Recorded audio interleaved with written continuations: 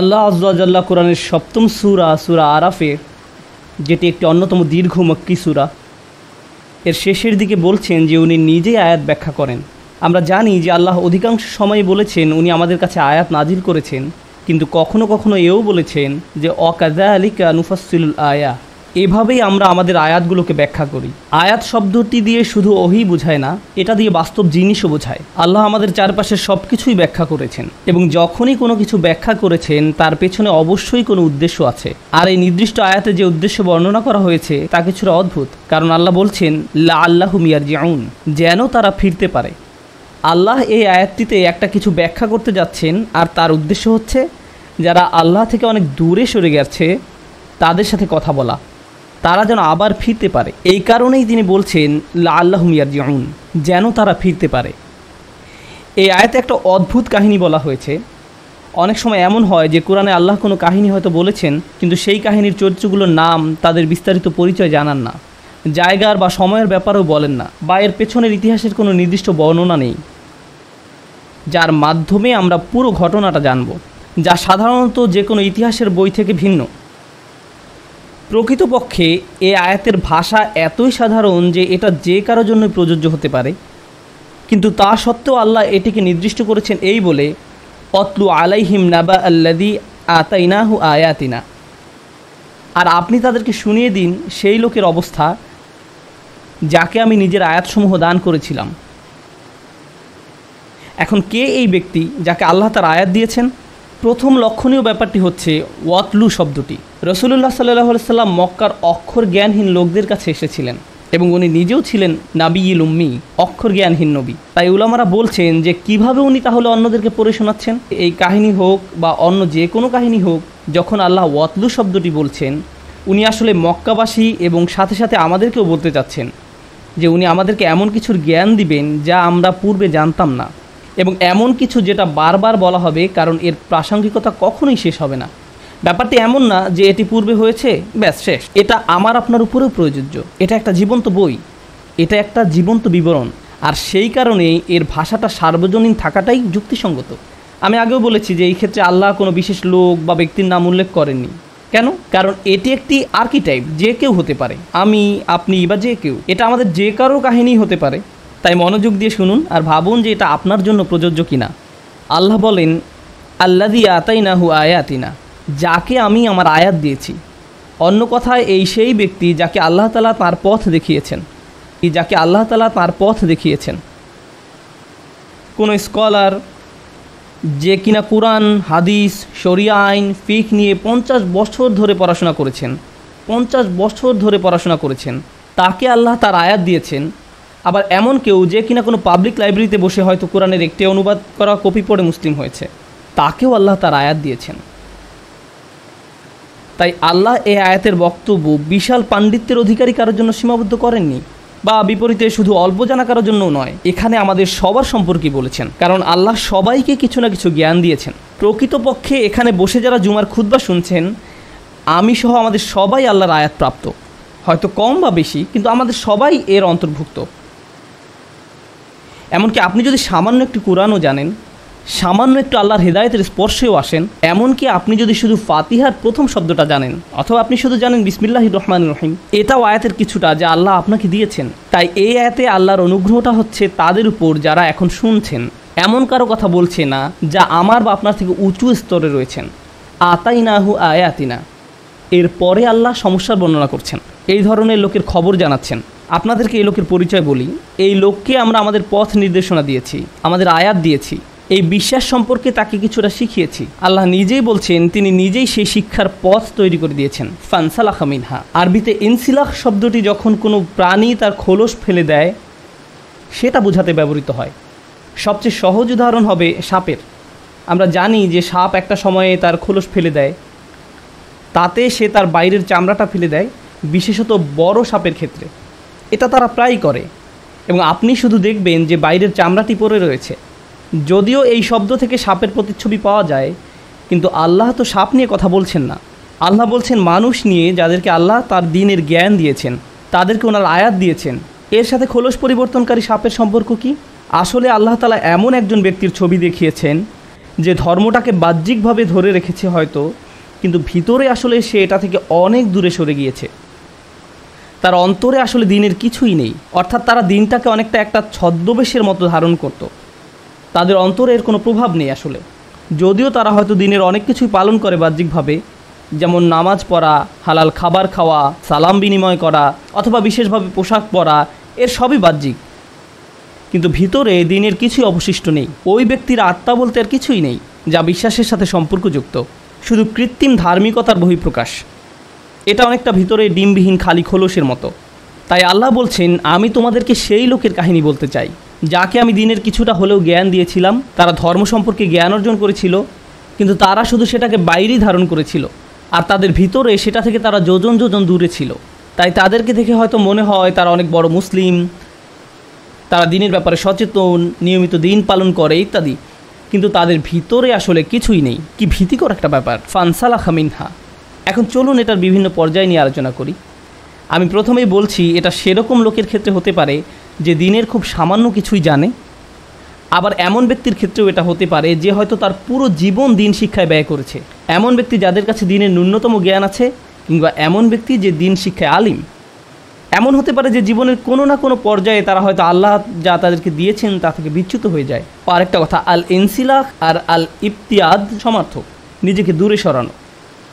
আল্লাহ তাদেরকে যা দিয়েছেন তারা তার থেকে দূরে সরে যায়, কেউ একজন যদি আল্লাহ তাকে যা দিয়েছেন তার থেকে বিচ্যুত হয়ে যায়, তাহলে সে জীবনে যত জ্ঞানই অর্জন করুক না কেন, যত পড়াশোনাই করুক না কেন, এই দিনের প্রকৃতি হচ্ছে এটা পাওয়ার পর আপনি কোনো পরিশ্রম করা ব্যতীত ধরে রাখতে পারবেন না। আপনি এরকম বলতে পারবেন না যে আমি 2 বছর আগে পুরো কোরআন পড়েছিলাম, এখন আমি জানি এতে কী আছে, এটাই যথেষ্ট। এরকম হবে না। আল্লাহ বনী ইসরাঈলদের বলছেন, হুজুমা আতাইনাকুম বিকুওয়াতিন। অন্য আরেক জায়গায় বলছেন, ওয়াসমাউ, আমি তোমাদেরকে যা দিয়েছি প্রবল শক্তি দিয়ে তা ধরে রাখো। আপনাকে এই কিতাব শক্ত করে ধরতে হবে এবং এতে কী আছে তা বারবার নিজেকে স্মরণ করাতে হবে। আরেক জায়গায় আল্লাহ বলছেন, বারবার শুনতে থাকো। এমন পরিবেশে আপনার থাকতে হবে যেখানে আপনি শুধু উপদেশ দিবেন না, উপদেশ নিবেনও। আপনি এমন হতে পারবেন না যে আমি সব জানি, আপনাকে বারবার তা নিজেকে মনে করাতে হবে, বারবার দিনের সাথে আপনার নিজেকে সম্পৃক্ত করতে হবে। অন্যথায় যেটা হবে, বাহ্যিকভাবে আপনি জ্ঞানীই থাকবেন, বাহ্যিকভাবে হয়তো আপনি যখন তখন আয়াত কোট করতে পারবেন, বাইরে থেকে মনে হবে আপনি খুব ধার্মিক, কিন্তু ভিতরে আপনার অন্তর আল্লাহর কালাম থেকে বিচ্ছিন্ন হয়ে গেছে, সেই আয়াত থেকে বিচ্ছিন্ন হয়ে গিয়েছে যা আপনাকে দেয়া হয়েছিল। তাই আল্লাহ বলছেন, ফানসালাখা মিনহা, মানে হচ্ছে সে ভিতরে মানসিকভাবে, আত্মিকভাবে আল্লাহর আয়াত থেকে সে অনেক দূরে সরে গেছে। তাই ভিতরে আর বাইরের মাঝে এখন অনেক ফারাক রয়েছে। আর যখনই এরকম হয়, ফাআতবাআহু শাইতান, শয়তান সাথে সাথে তাকে অনুসরণ করা শুরু করে, তাকে পথভ্রষ্ট করার সর্বোচ্চ প্রচেষ্টা চালাতে থাকে। আরবিতে তাবিআ মানে হচ্ছে কাউকে অনুসরণ করা, আর আতবা হয়, এটাকে আরবিতে বলা হয় মুবালাগা, মানে হচ্ছে কোনো কিছু জোর দেয়া বোঝানো। আর অর্থ দ্বারায় সে তাকে প্রতি পদে পদে অনুসরণ করে, একটা সেকেন্ডও এমন যায় না যে শয়তান তাকে ছাড়ে। এখানে শয়তান সম্পর্কে একটা জিনিস জানতে পারছি যে এমন ব্যক্তি যে আল্লাহর দিকে এগিয়ে এসেছিল, যাকে আল্লাহ আয়াত দিয়েছিলেন, যখন সে আল্লাহ থেকে দূরে সরতে থাকে, শয়তান সুযোগ দেখতে পায় এবং সে তার পেছনে উঠে পড়ে লাগে। সেই লোকই হয়ে পড়ে তার প্রধান প্রজেক্ট, সে সব কিছু ছেড়ে আপনার পেছনে লাগে। এটাই ফাতবাহু শাইতান। তাই শয়তান তাকে প্রতিনিয়ত এ ব্যাপারে উৎসাহ দিতে থাকবে, আর যেটা হবে, শয়তান তাকে যখন ওয়াসওয়াসা করতে থাকবে, সেটা আল্লাহর আয়াতের ঠিক বিপরীত। আল্লাহ এই ব্যক্তিকে ন্যায় অন্যায়ের পার্থক্য করতে শিখিয়েছিলেন, তাকে বিনয়ী, ভদ্র, দয়ালু এবং ন্যায় অন্যায়ের পার্থক্য করতে শিখিয়েছিলেন, কিন্তু শয়তান তাকে অনুপ্রেরণা দেওয়া শুরু করে। তখন সে চায় ওই ব্যক্তি তাকে অনুসরণ করুক এবং সে ওই ব্যক্তি এবং আল্লাহর আয়াতের মাঝে দূরত্ব তৈরি করে দেয়। আল্লাহর অবাধ্যতা করাকে তার কাছে সৌন্দর্যমণ্ডিত করে তুলবে। শয়তান তাদের কাজ তাদের নিকট সুন্দর করে তুলবে। আর যখনই সে এটা শুরু করে, তখন কি হয়? আল্লাহ বলছেন, ফাকানা মিনাল গাওয়িন, ফাকানা মিনাল গাওয়িন, ফলে সে পথভ্রষ্টদের অন্তর্ভুক্ত হয়ে পড়েছে। আরবিতে গাওয়া দিয়ে বোঝায় যখন কেউ সোজা পথে চলছিল, কিন্তু এক সময় সে হয়তো এমন একটা মোড় নিল যাতে সে একদমই পথ ভুলে চলে গেল। ব্যাপারটা অনেকটা হাইওয়েতে ভুল এক্সিট নেবার মতো, যাতে করে আপনি আর হাইওয়েতে ফিরতে পারবেন না। এটাই গাওয়িন। আল্লাহ এখানে খুবই ভীতিকর একটা পরিস্থিতির বর্ণনা দিয়েছেন। এই আলোচনায় শয়তানের টার্গেট এ ধরনের লোক নয় যারা আল্লাহকে ভুলে গেছে বা অবিশ্বাস করে। এখানে তাদের সম্পর্কে বলা হচ্ছে না, এখানে ভালো লোকদের সম্পর্কে বলা হচ্ছে, যাদেরকে আল্লাহর আয়াত দেওয়া হয়েছিল, কোনো কারণে তারা ভুল পথে চলা শুরু করেছে, ইসলাম থেকে নিজেদের দূরে সরিয়ে রাখছে, আর এই সুযোগে শয়তান তাদের চেপে ধরে। আর একবার যখন শয়তান এমন লোকদের পিছনে লাগে, সে তাকে দিয়ে এমন কাজ করাবে যা অধার্মিক লোকরা পর্যন্ত করার সাহস পায় না। এই ব্যক্তি যে কিনা বিশ্বাসীদের অন্তর্ভুক্ত ছিল, তার এমন অধপতন তার হতে পারে, সে এমন কাজ করতে পারে যা অমুসলিমরা পর্যন্ত করে না। সে এমন নিচে নামতে পারে, মানে হচ্ছে আসফালা সাফিলিন, নিচু থেকেও নিচু। আর এই আয়াত যতই অগ্রসর হচ্ছে এই ধরনের লোকদের কাহিনী নিয়ে, যারা কিনা আল্লাহর পথ থেকে দূরে সরে গিয়েছে, তখনই আল্লাহ এর করুণ পরিণতিটা বলছেন, ওয়ালাউ শি'না লা রাফা'নাহু বিহা, যদি আমরা চাইতাম আমরা তাকে অনেক উঁচু আসনে আসীন করতে পারতাম তার জ্ঞানের কারণে। অর্থাৎ যে আয়াত আল্লাহ আপনাকে দিয়েছেন, বিহা শব্দ দিয়ে আয়াত উদ্দেশ্য করা হয়েছে। সুতরাং আল্লাহ আপনাকে যে আয়াত দিয়েছেন তার উদ্দেশ্য ছিল আপনাকে সম্মানের আসনে আসীন করা। উঁচুতে ওঠানোর ধারণাটি কোরআনে চিত্রকল্পরূপে ব্যবহার করা হয়েছে। কোরআনের আরেক জায়গায় সূরা নূরে আল্লাহ দুনিয়ায় 3 ধরনের সৃষ্টির কথা বলেছেন। তাদের মাঝে একটা হচ্ছে মানুষ, যারা সোজা হয়ে দাঁড়াতে পারে, এরপর আসছে ইয়ামশি আলা আরবা, যারা 4 পায়ে চলে প্রাণীরা। ইয়ামশি আলা বাতনিহি, যারা পেটের উপর ভর দিয়ে চলে, যেমন সাপ। এখানে ইতিমধ্যে আপনারা দেখেছেন সাপের একটা চিত্রকল্প উল্লেখ করা হয়েছে। সাপ হচ্ছে সেই প্রাণী যা মাটির সবচেয়ে কাছে থাকে, আর মানুষের ক্ষেত্রে তার মুখ, চোখ, শরীর মাটি থেকে সবচেয়ে দূরে থাকে। আমাদের ক্ষেত্রে একমাত্র পা মাটি স্পর্শ করে। লক্ষ্য করলে দেখবেন যারা 4 পেয়ে প্রাণী তারা কিন্তু সবসময় মাটির দিকে তাকিয়ে হাঁটে। তাদের শরীর এমনভাবে তৈরি যে তারা সবসময় মাটির দিকে চেয়েই হাঁটে। তাই প্রাণীকুলের মাঝে নিচু প্রাণী হচ্ছে সাপ। আর আল্লাহ বলছেন, যদি উনি চাইতেন সে লোককে মানুষের মতো মানুষ বানাতে পারতেন যে সোজা হয়ে চলে, লা রাফা'নাহু বিহা, এর দ্বারা তাকে উঁচু করতে পারতেন। যেভাবে মানুষকে সৃষ্টি করা হয়েছে, মানুষ যখন উপরে তাকায় তারা তাকায় আকাশের দিকে, তাদের লক্ষ্য অনেক উঁচুতে। আমরা এমন জিনিসের আশা করি যা আকাশ থেকে আসে, যা অন্য প্রাণীদের মতো নয়, যাদের একমাত্র লক্ষ্য শুধু মাটির দিকে, তারা শুধু সেদিকেই তাকিয়ে চলে। তারা উপরে তাকায় না, সম্মুখেও তাকায় না। আফামান ইয়ামশি মুকিব্বান আলা ওয়াজহিহি আহদা ওয়ামান ইয়ামশি সাওয়িয়ান আলা সিরাতিল মুস্তাকিম, যার মুখ মাটিতে আটকে আছে সেই কি সৎপথে চলে, না সেই ব্যক্তি যে সোজা হয়ে চলে। এই আয়াতে এটাই কোরআনের অঙ্কিত ছবি। আল্লাহ বলছেন, যদি আমরা চাইতাম আমরা তাকে উঁচুতে উঠাতে পারতাম, অন্য কথায় আমরা তাকে ভালো থেকে উত্তম আরও উৎকৃষ্টে পরিণত করতে পারতাম। আপনি দিন সম্পর্কে খুব অল্প জানেন, কিন্তু ওই সামান্যটুকুর কারণেই আল্লাহ আপনাকে পরের স্তরে উন্নীত করতে পারতেন, সেখান থেকে আরও উপরের স্তরে, সেখান থেকে আরও উপরে। এখানে আপনাকে হয়তো কোনো ইমামের সাথে, আলিমের সাথে বা সেরা কোনো আবিদের সাথে তুলনা করা হয়নি। আপনি নিজেই ক্রমান্বয়ে উন্নতির দিকে এগিয়ে চলতে পারতেন, শুধুমাত্র এই কারণে যে আল্লাহ আপনাকে শুরু করার জন্য অতি সামান্য কিছু হলেও জ্ঞান দিয়েছিলেন। ওয়ালাকিন্নাহু আখলাদা ইলাল আরদ, কিন্তু সেই ব্যক্তি পুরোপুরি তার দৃষ্টি ফিরিয়ে নিল ভূমির দিকে, মানে নিচের দিকে। আখলাদা শব্দটি এসেছে খুলুদ থেকে। মজার ব্যাপার হচ্ছে আসল শব্দটা হচ্ছে এখানে ইখলাদ, যার অর্থ হচ্ছে কোনো কিছুকে স্থায়ী বানিয়ে ফেলা, স্থায়ী হওয়া নয়। মানে হচ্ছে আখলাদা নাফসাহু ইলাল আরদ, আখলাদা হাওয়াহু ইলাল আরদ, আখলাদা হাম্মাহু ইলাল আরদ। সেই ব্যক্তি যাই করতে চাইতো না কেন তার সব কিছু এখন দুনিয়া কেন্দ্রিক হয়ে গেছে। সেই ব্যক্তি যে জান্নাত সম্পর্কে জানে, সে আল্লাহর সাক্ষাৎ সম্পর্কে জানে, সে কিয়ামতের দিন সম্পর্কে জানে, কিন্তু তা সত্ত্বেও নিজেকে দূরে সরানোর কারণে এখন একমাত্র যা নিয়ে চিন্তা করে, ভালোবাসে, যা তার একমাত্র প্রধান লক্ষ্য, তার সব কিছুই এই দুনিয়া কেন্দ্রিক। যা কিছুর আকাঙ্ক্ষা তার আছে, টাকা, সম্পদ, খ্যাতি, লোভ, এগুলো নিয়েই তারা সব সময় চিন্তা করে। এর বাইরে তারা আর কিছুই ভাবতে পারে না। তারা আল্লাহর সামনে কিভাবে দাঁড়াবে সেটা নিয়ে তাদের কোনো চিন্তা নেই। কি দুঃখজনক ব্যাপার। যে ব্যক্তি আল্লাহর আয়াত সম্পর্কে জানে যে তাদের লক্ষ্য আরও উঁচু হওয়া দরকার, কিন্তু তারা শুধুই এই দুনিয়া নিয়ে চিন্তা করে। আখলাদা ইলাল আরদ। আর এই রূপক আয়াতটি আল্লাহ শেষ করেছেন এইভাবে যে ফামাসালুহু, কিভাবে ওই ব্যক্তিকে বর্ণনা করা যায়, সেই ব্যক্তি যে কিনা সাপের মতো ব্যবহার করছে। তাই এখন আল্লাহ এর থেকেও খারাপ একটি উদাহরণ দিচ্ছেন। উনি বলছেন ফামাসালহু কামাসালিল কলব, তার উদাহরণ হচ্ছে একটি কুকুরের মতো। এটাই যথেষ্ট অপমানজনক, কারণ কুকুর হচ্ছে এমন একটা প্রাণী, হ্যাঁ এটা বিশ্বস্ত, কিন্তু আল্লাহ আসলে কথা বলছেন এমন একটি ছন্নছাড়া কুকুরের। এটা আমরা দেখব আয়াতের ভাষা থেকে। এই যে কুকুরটি যার বর্ণনা আল্লাহ দিচ্ছেন, আপনারা জানেন কোরআনে আমরা বিভিন্ন মানুষের উদাহরণ পাই যাদেরকে কোনো প্রাণীর সাথে তুলনা করা হয়েছে, যেমন ইসরায়েলরা, যারা তাদের উপর বর্ণিত কিতাবের মর্যাদা দিতে পারেনি। তাদের উদাহরণ সেই গাধা যে পুস্তক বহন করে চলে, কিন্তু এখানে বর্ণিত ব্যক্তি তার থেকেও খারাপ। তার তুলনা করা হয়েছে কুকুরের সাথে। আল্লাহ বলছেন, ইন তাহমিল আলাইহি ইয়ালহাস, তুমি যদি এই কুকুরের উপর কোনো বোঝা চাপাও, কোনো বোঝা বেঁধে দেওয়া হয় এবং তারপর সেই বোঝা বহন করতে দেওয়া হয়, কুকুরটিকে কোনো বোঝা বহনের কাজ দেওয়া হয়, তখন সে জোরে জোরে হাঁপাতে থাকে। সেই বোঝা বহন করতে দেওয়া হয়, তখন সে জোরে জোরে হাঁপাতে থাকে, এমন ধরনের হাঁপানো যাতে শব্দ হয় এবং জিহ্বা বের হয়ে জোরে জোরে নিঃশ্বাস নিতে থাকে। এইভাবে কুকুর এটাই করে। কোনো প্রাণী যখন তার জিহ্বা বের করে দিয়ে নিঃশ্বাস নিতে থাকে, তার অর্থ হলো সে ক্লান্ত।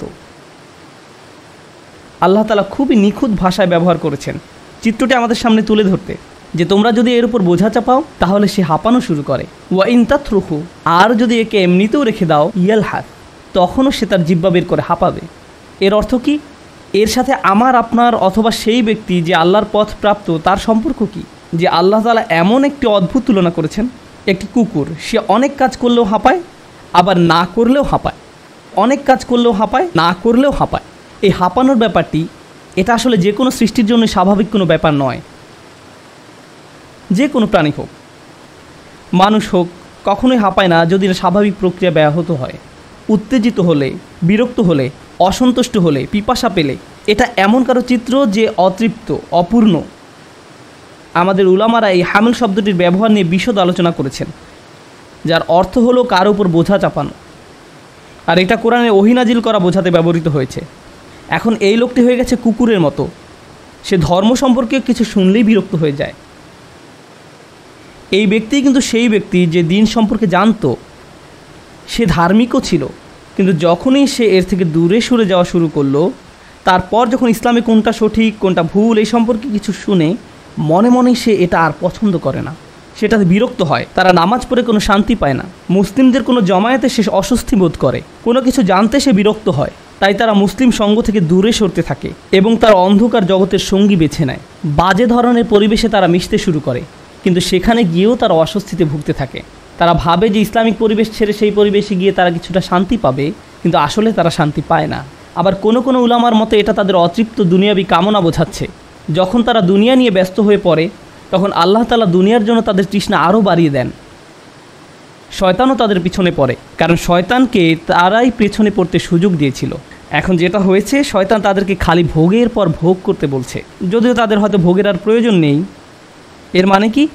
এর মানে হচ্ছে এমন কেউ যে হয়তো টাকা পয়সা কামানোতে আসক্ত হয়ে পড়ে, কামনা বাসনা চরিতার্থ করার ধান্দায় থাকে, অতি ভোজনে আসক্ত হয়ে পড়ে, বা এরকম কিছুতে। তারা খাবার কথা চিন্তা করে যখন তারা ক্ষুধার্ত থাকে, আবার যখন থাকে না তখনও তারা খাবারের কথাই চিন্তা করে। তারা হয়তো দুপুরের খাবার খাচ্ছে আর তখন চিন্তা করছে রাতের খাবারে কি খাবে।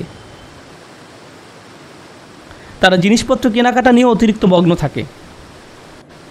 হয়তো তারা দেনার ভারে ডুবে আছে, তখনও ভাবতে থাকে আমার ক্রেডিট কার্ড দিয়ে কি কি কেনা যায় আর কি পাওয়া যায়।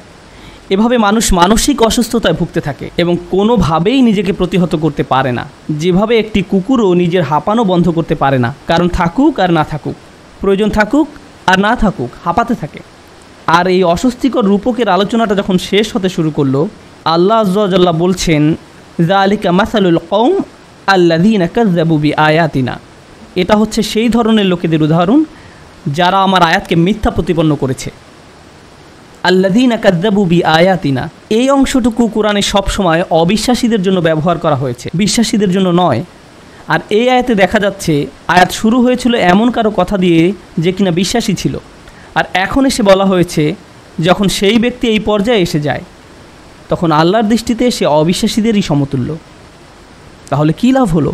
আমাদেরকে আল্লাহর আয়াত দেওয়া হয়েছে যেন আমরা মানুষ হিসাবে বাঁচতে পারি, কোনো জন্তু হিসেবে নয়। এমন কেউ না যে প্রবৃত্তির বশে সব কিছু করে। যদি আমরা তা না করতে পারি, তাহলে অন্য কারোর সাথে এই ব্যক্তির কী পার্থক্য রইল? খালি বাহ্যিকভাবে এমন ভাব ধরা যে আল্লাহর কিতাবের প্রতি তার অনেক ভালোবাসা রয়েছে, কিন্তু ভিতরে এর প্রতি কোনো টান বোধ না করা। আল্লাযীনা কাযযাবু বিআয়াতিনা, আল্লাহ যেভাবে আয়াত শেষ করেছেন সেটা দেখে আমি একেবারে বাকরুদ্ধ।